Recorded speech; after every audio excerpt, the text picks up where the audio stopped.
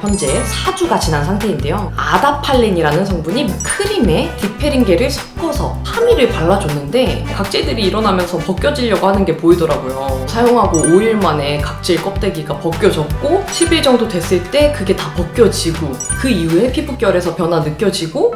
안녕하세요 여러분, 부드름 유튜버 인씨입니다. 여러분 정말 오래 기다리셨습니다. 오늘은 제가 유튜브를 하면서 요청을 가장 많이 받았던 디페린겔 사용 후기 영상을 들고 왔어요. 디페린겔은 제가 한 번도 사용해보지 않았던 성분의 여드름 연고 제품이라 개인적으로도 너무 궁금했던 제품이고 엄청 드라마틱한 효과를 보셨다는 분들이 많아서 사용하기 전부터 기대를 했던 제품이거든요. 그래서 살짝 저의 결론을 말씀을 드리면 저도 피부에 정말 많은 변화와 여드름의 효과를 느꼈습니다. 그러면 지금부터는 제가 디페린겔을 사용하면서 어떤 효과를 느꼈는지, 어떤 변화를 느꼈는지 자세하게 하나씩 소개해드리도록 할게요.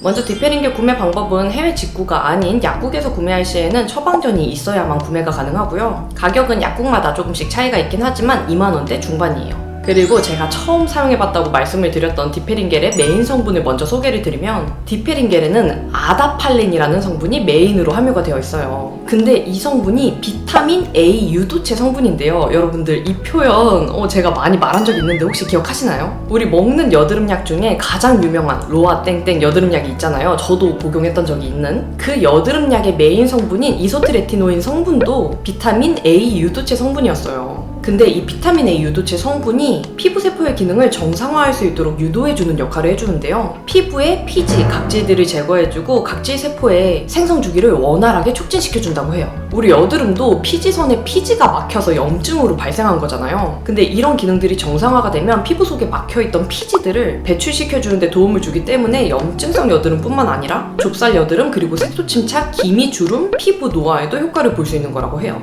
우리가 많이 알고 있는 스티바 A 크림이나 레틴 A 크림 같은 경우에는 레티노이드 1세대의 비타민 A 유도체 성분이고요. 디페린겔은 1세대보다 개선된 레티노이드 3세대 성분이랑 스티바 A 크림보다는 자극이 적고 각질 탈락 현상이 비교적 적은 걸로 알려져 있는 여드름 연고 제품이에요. 그래서 저는 디페린겔을 처음 사용한 날짜를 기점으로 현재 4주가 지난 상태인데요. 디페린겔을 사용하기 전에 피부는 어땠는지 먼저 같이 보도록 할게요.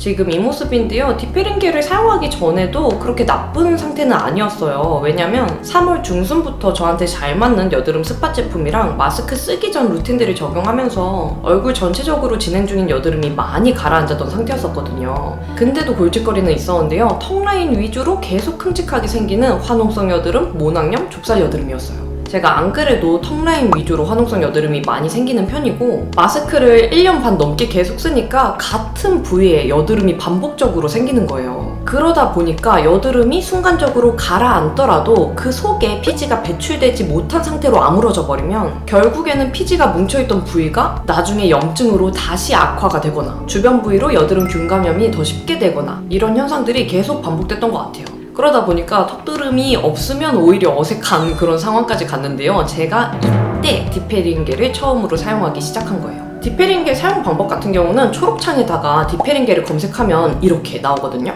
환부를 깨끗이 씻고 건조시킨 후 취침 전에 1일 1회 눈과 입술, 점막, 코 주변을 피하여 여드름 부위에 얇게 바른다. 피부 자극이 나타나면 도포 횟수를 줄이거나 치료를 중단한다. 자극이 가라앉으면 다시 도포 횟수를 늘리거나 치료를 시작할 수 있다. 4주에서 8주의 치료 후에 임상적 개선이 나타나고 3개월 후에 추가적인 개선이 나타날 수 있다. 그래서 저도 똑같은 방법으로 사용을 시작을 했는데요. 우리 피탐지들도 그렇고 디페린겔을 사용하면서 자극감을 많이 느꼈다 하는 후기들을 제가 봐서 저는 처음에는 적응 기간을 거치고자 저녁 스킨케어 때 크림 단계까지 다 마친 후에 정말 소량만 디페린겔을 짜서 딱 여드름 부위 위에만 살짝 발라주고 끝냈어요. 근데 이렇게 한 3일을 발라줬는데 피부에 아무런 느낌이 없는 거예요. 오히려 피부 부분적으로 간질간질한 느낌만 들고 딱히 좋은 쪽으로 변화되는 그런 느낌은 들지가 않아서 많은 후기들을 찾아보다가 3일째 됐을 때부터는 크림에 디페린겔을 섞어서 사용하는 방법으로 변경을 했어요.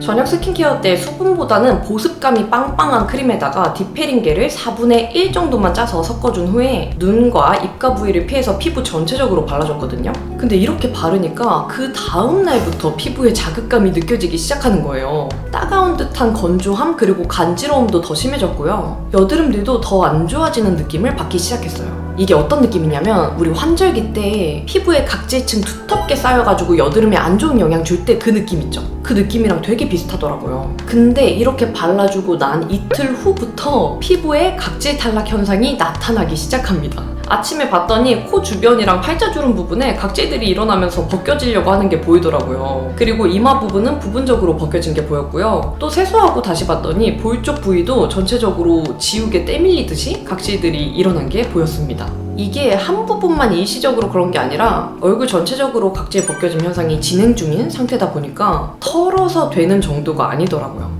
그래서 저는 이런 각질 벗겨짐 현상을 5일 정도 겪었는데요. 이 5일 동안 극강의 건조함을 느끼게 됩니다. 피부도 일시적으로 붉어지는 홍조 현상을 느꼈고요. 세안 직후에 정말 순한 스킨케어 제품을 발라도 따가운 듯한 느낌을 받았어요. 그리고 여드름들도 딱히 개선된다라는 느낌은 받지 못하고 오히려 자잘자잘한 요철, 좁쌀 여드름이 더 나는 듯한 느낌을 받았어요. 그래서 너무 자극적이다 싶을 때는 이틀에 한 번 발라주거나 며칠 지난 다음에 다시 발라주는 식으로 띄엄띄엄 발라줬고요. 각질 껍데기들이 다 벗겨진 후에는 이런 자극감이 느껴지는 현상들이 점점 줄어들어서 다시 하루에 한 번 저녁에만 크림에 섞어서 바르는 방법을 적용해줬습니다. 근데 진짜 신기한 게 각질 껍데기들이 다 거쳐지고 나서 보니까 피부에서 희한한 광이 나는 거예요. 원래 형광등에서 빛을 받아도 광이 나는 부위가 있고 안 나는 부위가 있잖아요. 근데 이 앞볼 부위는 전혀 광이 안 나는 부위인데도 불구하고 각질이 거쳐지고 피부 표면이 매끄러워지면서 광이 나더라고요. 그리고 바르고 9일이 지난 후에는 각질이 다 떨어지고 나니까 피부에 자잘하게 났었던 여드름들도 꽤 가라앉은 모습이었고 턱 쪽에 났던 큼직한 여드름들도 처음보다는 많이 작아지고 가라앉은 걸 느꼈습니다.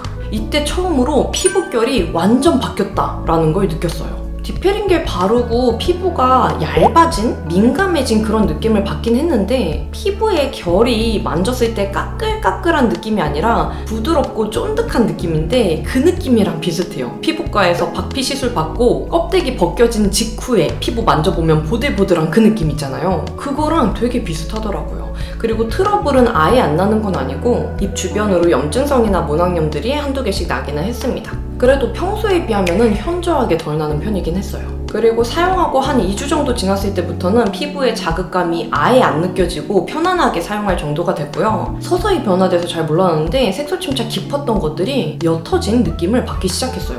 그리고 3주 정도 지났을 때부터는 피부 전체적으로 만져지던 요철이나 진행 중인 여드름들이 꽤 가라앉는 느낌을 받았고요. 4주가 지난 현재는 평소에 가장 많이 나는 여기 턱드름 라인, 여드름들이 평평하게 가라앉았고 지금도 잘 안 나고 있는 상태예요. 그래서 초반에는 피부결에서 느껴지는 변화 때문에 많이 놀랬다면 지금은 트러블이 평소에 비해 훨씬 안 난다는 거에 많이 놀라고 있어요. 진행 중인 여드름들이 많이 없던 상태에서 발라서 그런 걸 수도 있는데 저는 효과를 좀 다른 분들보다 빠르게 느끼는 편이긴 한 것 같아요. 진짜 길게는 2-3개월 정도 꾸준하게 사용을 해야 효과를 볼 수 있다라고들 하는데 저는 뭐 사용하고 5일 만에 각질 껍데기가 벗겨졌고 10일 정도 됐을 때 그게 다 벗겨지고 그 이후에 피부결에서 변화 느껴지고 지금은 여드름이 훨씬 덜 나는 거랑 그리고 깊은 색소 침착 옅어진 것까지 이렇게를 느끼고 있으니까 확실히 빠르게 느끼고 있는 거는 맞는 것 같아요. 그리고 제가 느꼈던 디페링겔 효과 외에 사용감에 대해서 말씀을 드리면 저도 사용하고 초반에 자극감을 많이 느끼긴 했잖아요. 근데 제가 개인적으로 느꼈을 때는 벤조일 퍼옥사이드만큼 자극감이 강하다라고는 느끼진 못했어요.